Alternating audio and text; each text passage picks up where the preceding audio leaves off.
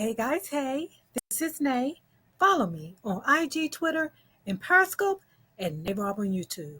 Now, let's talk Real Housewives of Atlanta, Season 9. Okay, guys, y'all know I got on my good skulls and my good green moo. Now, let's get into it. Okay. So I'm breaking it down person to person, not scene to scene for all my new people that's viewing. Okay, so the first person I want to talk about is Phaedra.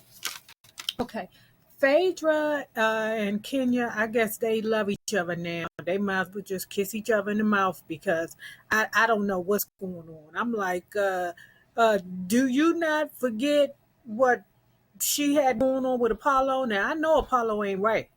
Oh, that ninja ain't right. But she did disrespect you and your merge. And you need to be careful because whoever it is that you pretending that you ain't screwing around with now, if her and Matt break up, you might have that problem again. I don't know. I don't have no faith in Bravo right now, so it might be old Bravo stunt. Hey, Kendra, can you come please help me with my foundation because you're from Michigan, Detroit. Could you please come down because I want to, assist the children that were directly affected by the water crises in Flint, Michigan.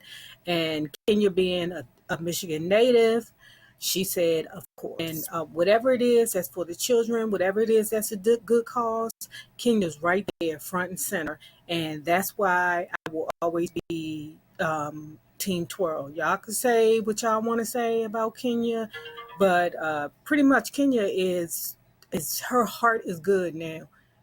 She can be delusional, but she got a good heart. And I won't never take that from her. So. Oh, and Phaedra came up with the idea for the girls to go have laser tag fun. So I thought that was a good idea. Everybody participated. Now, Portia didn't really have anything to offer to this show, this episode. I'm sorry. Nothing special. So then we have Cynthia. Now, Cynthia is launching her new handbag line. I forget the name of it, but she wants Noelle to be the face of her handbag line. And I'm like, why not? Noelle is beautiful. To me, Noelle, Leon, and Cynthia, they make a beautiful family. They really do. Now, we all know how beautiful Leon is. And one of my subbies asked me, would I ever date a bisexual man? You know what they say about Leon, and if Leon came knocking on my door, I ain't gonna tell him no. I ain't, that's one tall drink of water. That's one tall drink of fine man right there. Said that I think you rushed into the relationship a bit too soon when it comes down to Peter, because she wants to have the relationship with Peter that her and Leon had. So then what I liked about Cynthia was Cynthia admitted that the reason why she probably went beyond what she should have with Peter was because she wanted to prove everybody wrong. And, by doing that, you kind of, messed yourself up. And that's all I got to say about that. Ladies, you know how it is. Sometimes we hate to walk away from relationships that we know are absolutely wrong because we do not want to admit failure. Okay, so the next person I want to talk about is Kenya. Now, while Kenya and Phaedra were sitting down at the table discussing the Flint, Michigan foundation thing that Phaedra has going on, she talked about Portia again, saying how I thought that Portia was supposed to be talking about her anger management. And Phaedra pretty much was like, get off of it. Stop it. You're doing too much right now. Portia is not a wild dog. Just stop it. And I believe, sometimes Kenya is a bit delusional. But is it just me, guys? But is Kenya becoming more likable now that she's with Matt? Because to me, she's just more likable. I don't know if it's because, she getting regular penis, because truth be told, I know I'm a different person when, I'm not regular, if you know what I'm saying. When I'm sporadic, yeah, I'm a bit,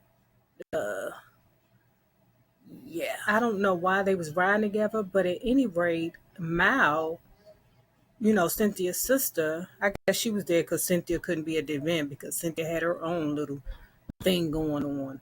But, you know, Kenya was like, Mal told me everything that you said about me, Shereé. And now let's take it to Shereé.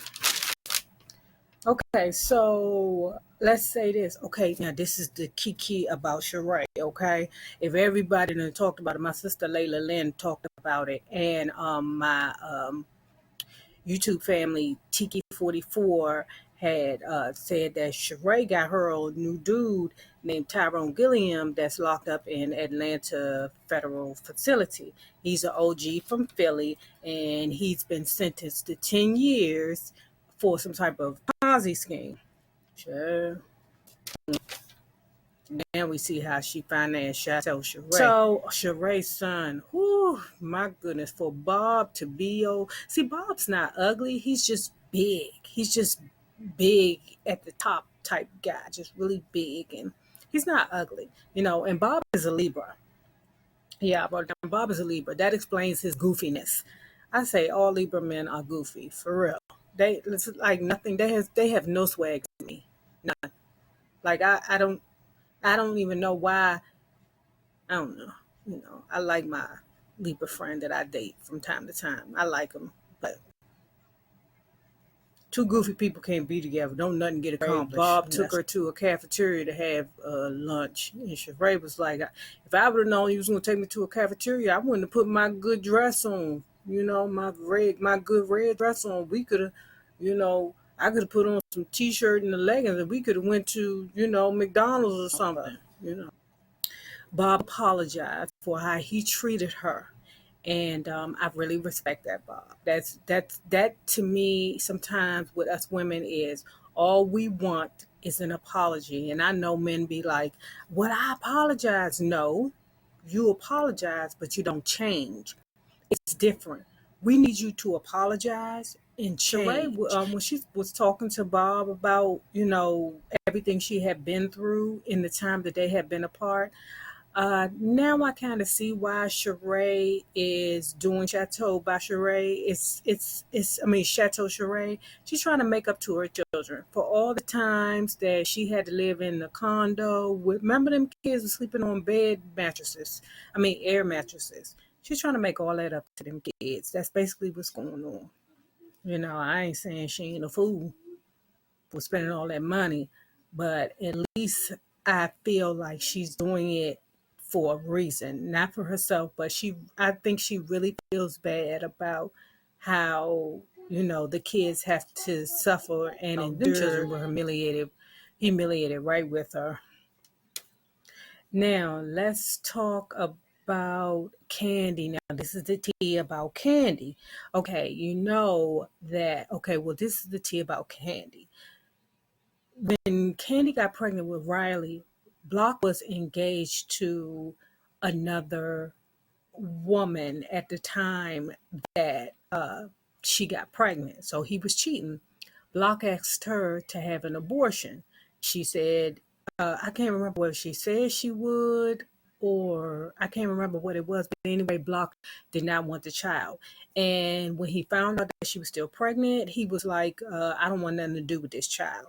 So that's the reason why when Kandi said you didn't want to have anything to do with the child, that's the reason why. I'm not saying that it's right or wrong. It happens. Women have, you get through a night of passion. Next thing you sleeping with a man that's unavailable and you get pregnant. It happens every day, all the time. Kandi, when Kenya made that little comment about Shereé having on a Mama Joyce wig, you should have stood up on her. You should have put down that biscuit or wherever it was you was eating, and you should have stood up on her because, that little, that you said about my mama, no ma'am, no ham. You needed to bang her. I don't care how little you is, because Kenya, got all that mouth. And believe me, you cannot sit through an episode, all this shade stuff.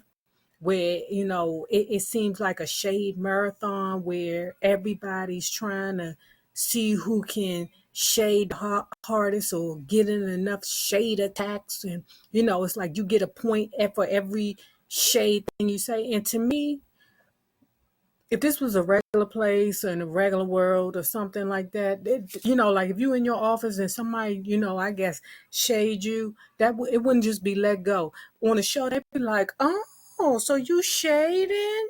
Oh, no, they'd be like, what? Who you talking to? It would go to the next level. Like, is it okay to disrespect somebody as long as it's in a shade manner? Like, I don't get that. Why, like, do you get points for being the best person to indirectly uh attack someone? Block called Kandi and Mama Joyce in the background and was like, where my granddaughter's $50,000 at? Let me tell you something about Block. It's very apparent from even the episode before this that he's the type of man that has an attitude problem. Them men that have attitude problem, you can't negotiate with them. You can't talk to them. The only thing you can do is just ignore them or work with them. Men with attitude problems, you can't fix that. You can't fix it. It might be old pill that can fix it.